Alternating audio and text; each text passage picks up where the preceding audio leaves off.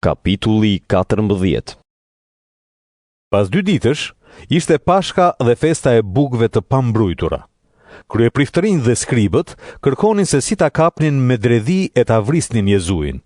Prandaj thoshin: Jo gjatë festës, që të mos ndodhë në një trazir në popull. Jezui ishte në Betani, në shtëpinë e Simon të lebrosurit. Ndërsa porinte në tryezë, erdhi një grua që mbante një enë alabastri me mirë nardi të kulluar, që kushtonte shumë shtrenjtë. Ajo e theu enën dhe e derdhi mirën mbi kokën e Jezuit. Aty gjendeshin disa veta që i than njëri tjetrit të zëmëruar: Pse u bë gjithë ky shpenzim i kotë i mirës? Kjo mirë mund të ishte shitur për më shumë se 300 denar dhe këto tu ishin dhënë të varfërve. Dhe e qortuan gruan, por Jezui u tha: Lëreni të qetë. Përse e mundoni? Ajo bëri për mua një vepër të mirë. Të varfrit i keni gjithmonë me ju, dhe mund të bëni mirë kur të doni. Por mua nuk më keni gjithmonë. Ajo bëri atë që kishte mundësi. Që tani ma leu trupin me mirë për varrim. Me të vërtet po ju them, se kudo që të shpallet ungjilli në mbar botën, do të tregohet në kujtim të saj kjo që bëri. Atëherë Judi Iskarioti, njëri prej të 12-ve, shkoi te kryepriftërinjtë që t'u adrozonte Jezuin. Kur e dëgjuan këtë gjë, ata u gëzuan dhe i premtuan se do t'i jepnin para. Kështu ai kërkonte kohën e përshtatshme për ta tradhtuar. Ditën e parë të festës së bukëve të pambrujtura, kur flijohej qengji i Pashkës, dishepujt i than Jezuit: Ku dëshiron të shkojmë ta përgatisim darkën e Pashkës? Ai dërgoi 2 prej dishepujve të tij dhe u tha: Shkoni në qytet, e do të takoni një njeri që mban një shtam me ujë. Ndiqeni dhe atje ku të hyjë ai, i thoni të zotit të shtëpisë: Mësuesi pyet ku është dhoma e pritjes, ku mund të ha darkën e Pashkës me dishepujt e mi. Dhe në katin e sipërm, ai do t'ju tregojë një dhomë të madhe e të bërë gati. Aty na e shtroni darkën. Dishepujt u nisën, shkuan në qytet, gjetën gjithçka siç u kishte thënë Jezui dhe përgatitën darkën e Pashkës. Në mbrëmje Jezui erdhi me të 12-tët. Ndërsa ishin ulur e po hanin, Jezui tha: Me të vërtet po ju them, se njëri nga ju që po ha me mua do të më tradhtoj. Ata filluan të trishtohen dhe i thoshin një nga një: Mos jam unë? Ai u tha: Është njëri nga të 12-tët. Ai që po ngjyen kafshatën në të njëjtën pjatë me mua. Biri i njeriut po shkon, sikurse është shkruar për të. Por mirë ai njeri që tradhton birin e njeriut. Por atë njeri do të kishte qenë më mirë të mos kishte lindur. Kur po hanin, mori bukën, tha lutjen e bekimit, e theu, u dha atyre dhe tha: Merrni. Ky është trupi im. Mori edhe kupën, tha lutjen e falënderimit, u dha atyre, e ata pinë të gjithë prej saj, dhe u tha: Ky është gjaku im, gjaku i beslidhjes, që derdhet për shumë njerëz. Në të vërtet po ju them se nuk do të pi më nga fryti i hardis, deri ditën që do ta pi të re në mbretërinë e Perëndisë.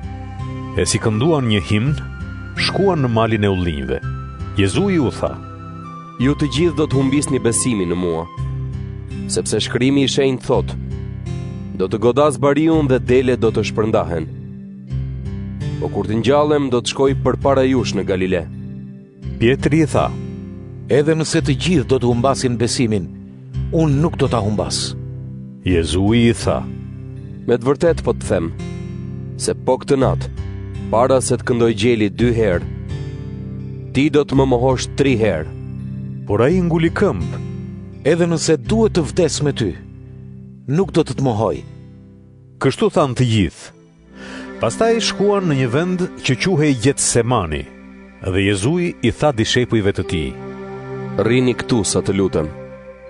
Mori me vete Pietrin, Jakobin e Gjonin dhe filloi të ndjente frikë dhe ankth. Pastaj u tha: Shpirti im është i trishtuar deri në vdekje. Qëndroni këtu dhe rini zgjuar. Pasi shkoi pak më tej, ra dhe lutej që, po të ishte e mundur, të largoheshin prej tij ato çaste vuajtjesh. Atëherë tha: Aba, Atë, gjithçka është e mundur për ty. Largoje këtë kup prej meje. Megjithatë, jo çfarë dua unë, por çfarë do ti. Pastaj erdhi, i gjeti duke fjetur dhe i tha Pietrit: Simon, po fle? A nuk mundet të rish zgjuar as edhe një orë? Rrini zgjuar dhe lutuni që të mos bini në tundim, se shpirti është i gatshëm, por trupi është i dobët. Sërish u largua dhe u lut, duke thënë të njëjtat fjalë. Kur u kthye përsëri, i gjeti duke fjetur, sepse u ishin rënduar syt. Ata nuk dinin si t'i përgjigjeshin. Pastaj erdhi për të tretën herë dhe u tha: Ende po flini e po pushoni? Mjafton. Erdhi ora. Ja, biri i njeriut po dorëzohet në duart e mëkatarëve. Ngrihuni të shkojmë. Ja po afrohet ai që po më tradhton. Dhe në atë çast, ndërsa Jezui ishte ende duke folur, erdhi Juda, njëri prej të 12-ve, bashkë me një turm me shpata e shkopinj të dërguar nga kryepriftërinjt, skribët dhe pleqt. Tradhtari u kishte dhënë këtë shenjë: Jezui është ai që unë do të puth. Kapeni dhe ruajeni mirë. Dhe menjëherë ju afrua Jezuit e i tha: Mësues. Dhe e puthi. Atëherë ata e kapën dhe arrestuan. Njëri nga ata që ishin aty nxorri shpatën, goditi shërptorin e kryepriftit dhe i preu veshin. Jezui u tha: Pas keni ardhur të më merrni me shpata e shkopisë si të isha kusar? Unë isha çdo ditë mes jush në tempull, duke mësuar njerëzit, dhe nuk më kapët. Por kjo u bë që të përmbushen shkrimet e shenjta. Atëherë të gjithë e braktisën dhe ikën. Një i ri i mbështjell vetëm me një copë prej liri, po e ndiqte. Rojat e kapën, por ai lëshoi copën prej liri e iku lakuriq. Atëherë e dërguan Jezuin te kryeprifti dhe mblodhën aty të gjithë kryepriftërinjt, pleqt dhe skribët. Pietri e ndoqi nga larg deri brenda oborrit të pallatit të kryepriftit dhe ul mes shërbëtorëve duke u ngrohur pranë zjarrit. Ndërkohë kryepriftërinjt dhe gjithë Sinedri kërkonin dëshmi kundër Jezuit për ta dënuar me vdekje, por nuk gjenin.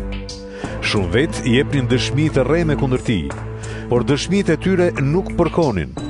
Disa të tjerë u ngritën e dhanë dëshmi të rreme kundër tij dhe thanë: Ne kemi dëgjuar të thotë: do ta shkatroj këtë tempull të bërë nga duart e njeriut dhe për 3 ditë do të ndërtoj një tjetër që nuk është ndërtuar nga duart e njeriut.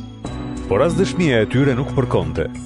Atëherë kryeprifti u ngrit në mes të Sinedrit dhe e pyeti Jezuin: Nuk ke asgjë për të thënë për çfarë po dëshmojnë kundër teje? Por Jezui i heshti dhe nuk dha asnjë përgjigje. Kryeprifti e pyeti përsëri: A je ti Krishti, biri i të bekuarit?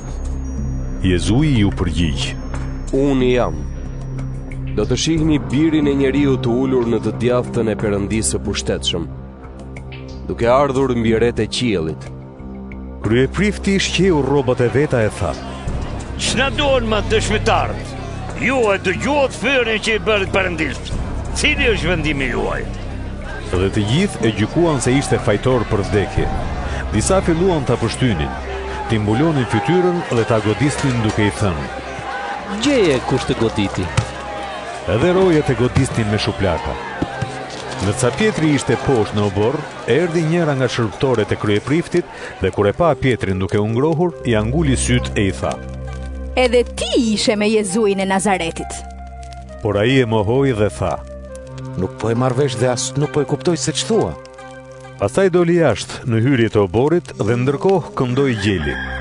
Shërbëtorja e pa dhe filloi t'u thoshte përsëri atyre që ishin aty: Ky është një prej tyre. Por ai e mohoi përsëri. Pas pak, ata që ishin aty i thanë Pietrit sërish: Me siguri që je një nga ata, sepse je Galileas. Por ai filloi të mallkoje të bënte be. Nuk e njoh këtë njeri për cilin po flisni. Atë çast këndoi gjeli për të dytën herë. Atëherë Pietrit ju kujtua ç'i kishte thënë Jezui: Përpara se gjeli të këndojë 2 herë, ti do të më mohosh 3 herë. Dhe filloi të qante.